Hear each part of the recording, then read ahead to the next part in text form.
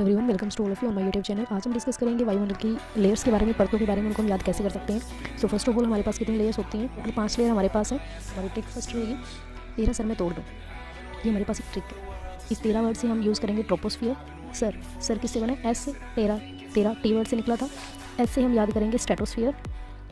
मैं से मतलब मेजोस्फियर में भी टी वर्ड यूज़ किया है हमने।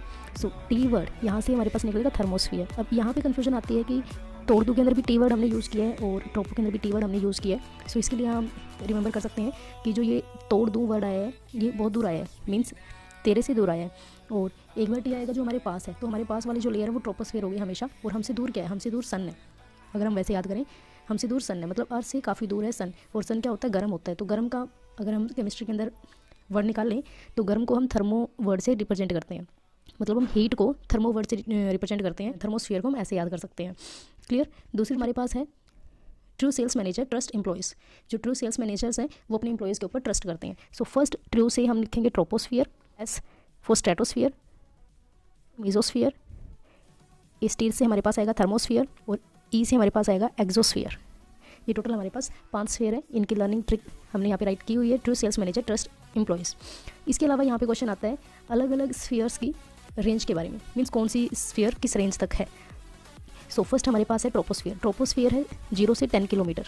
0 से 10 किलोमीटर का जो एरिया है उसके अंदर ट्रोपोस्फियर आता है, 0 से 10। देन अगर स्ट्रेटोस्फियर हमसे पूछा जाए तो 10 किलोमीटर से 50 किलोमीटर के बीच, 10 से 50 किलोमीटर के बीच स्ट्रेटोस्फियर आता है।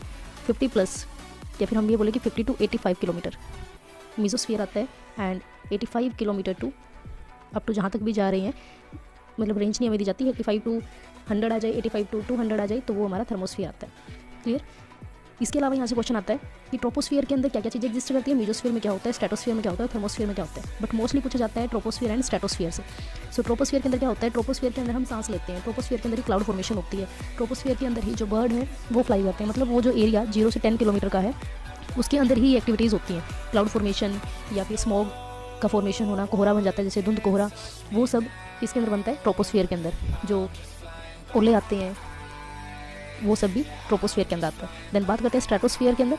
स्ट्रेटोस्फियर के अंदर जितनी भी गैसेज हैं वो होती हैं, जैसे O2 है, N2 है, O3 है। ये सब जो गैसेज हैं, मतलब मोस्टली जो एयर्स हैं वो ट्रोपोस्फियर के अंदर होती है। इसके अलावा हमने बोला स्ट्रेटोस्फियर में ओजोन है। सो ओजोन की जो लेयर है जिसको हम आइनोस्फीयर भी बोल देते हैं, या फिर हम ये बोले कि ओजोनोस्फीयर भी बोलते हैं।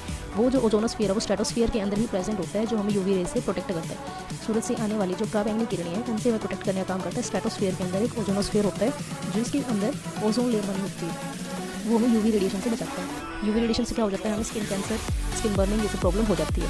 तो इससे हमें प्रोटेक्ट करता है स्ट्रेटोस्फीयर। ये आई होप आपको वीडियो अच्छी लगी है। अगर कहीं कोई प्रॉब्लम है then you can comment. Thank you.